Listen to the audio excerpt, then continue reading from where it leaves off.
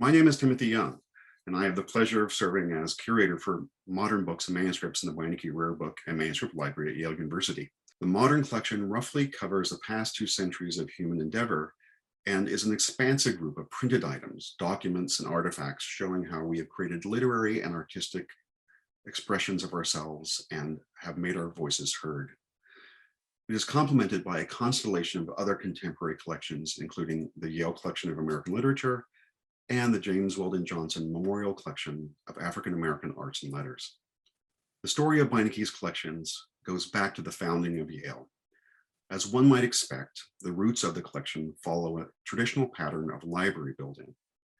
The writings of preeminent authors form the foundation of the Yale Library, and much of the core holdings of literature from the past 2 centuries are made up of what we think of as the traditional literary canon.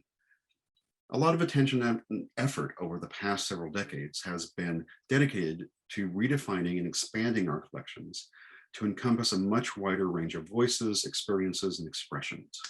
Among the founding collections of the Beinecke Library are those formed by Yale professor Chauncey Tinker, who brought together works by writers such as William Blake and Matthew Arnold, Samuel Johnson, Dante and Christina Rossetti, John Ruskin, Anthony Trollope, and William Wordsworth.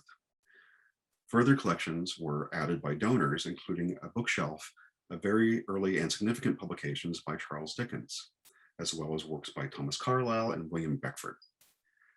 Several other authors for whom Beinecke Library serves as a research locus are Thomas Hardy, Rudyard Kipling, and J.M. Barrie, as well as Robert Louis Stevenson in a collection given by Edward J. Beinecke, one of the three brothers who endowed and founded the library. The strength of literary modernism at Beinecke Library can be found in the works and papers of Joseph Conrad, James Joyce, Dorothy Richardson, Breyer, and Mary Butts, for example. More recently, the Beinecke became home to the papers of David Gascoigne, James Kirkup, Leslie Blanche, Ved Mehta, Jeremy Reed, Carol Phillips, Alan Hollinghurst, Wolf Mankiewicz, Meryl Sechrest, and Vita Sackville-West, among many other well-known names. The common thread through most of these names, besides the vocation of writer, is their alignment with what we have traditionally known as British literature.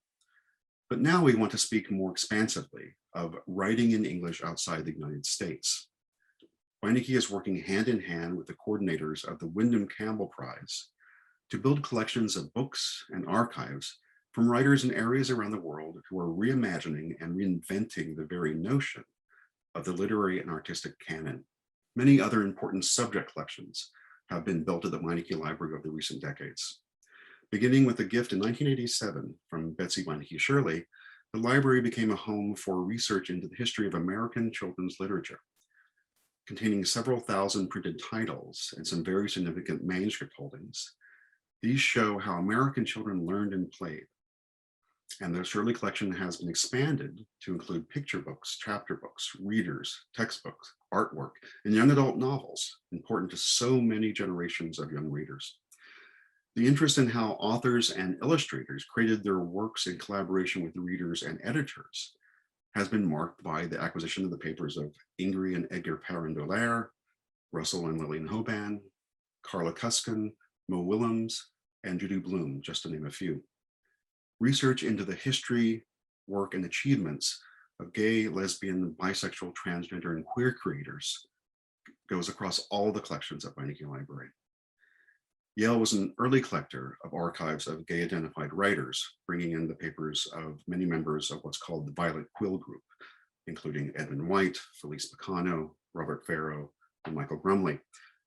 The core collection of the work of pioneering photographer Robert Giard is held by the Beinecke, housed near the papers of J.D. McClatchy, Lisbeth Tellefson, Kevin Killian and Dodie Bellamy, James McCourt and Vincent Verga, Marilyn Hacker, Jared French, David Leavitt, and again, many others.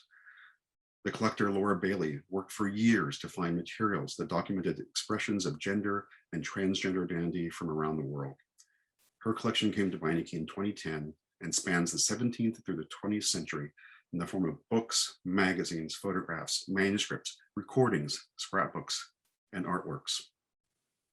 The Frederick R. Koch collection, documenting a broad range of musical, literary, and historical areas, was a gift from the collector in the 1990s.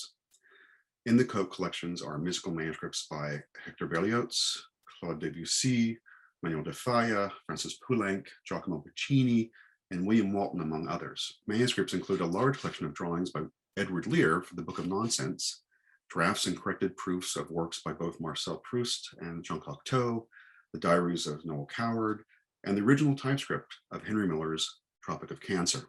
There are many other focus subject areas in the modern collections, including fine press books and the book arts, extensive groups of materials documenting the history of sport, hunting, fishing, and animal husbandry, including the Garvin collection, the Wagstaff collection, and the papers of Joan and Lee Wolfe. Materials relating to the history of aeronautics and aviation, the history of finance, and even historic playing cards. A rapidly expanding part of Weineke's archival holdings is one that documents popular music, popular culture, and American humor, as seen in the papers of Lance Loud and the Loud family, activist, promoter, and author Jim Farrat, comedy writer Tom Davis, and humorist David Rakoff and David Sedaris. As well, critical literary and cultural theory is another important avenue of research, as exemplified in the papers of Monique Wittig. Our collections are continually expanding in the hopes of capturing a robust range of literary and artistic expression that contains as many voices and experiences as possible. We welcome everyone who wishes to explore our collections by visiting the library, to use our reading room, to coming to enjoy exhibitions, lectures, readings, and other public events, and exploring our online resources, which include a digital library with wonderful examples from Weineke's holdings, online versions of exhibitions, curatorial posts about collections, and virtual sessions. And of course, you can always feel free to write directly to me with any questions you have. timothy.young@yale.edu.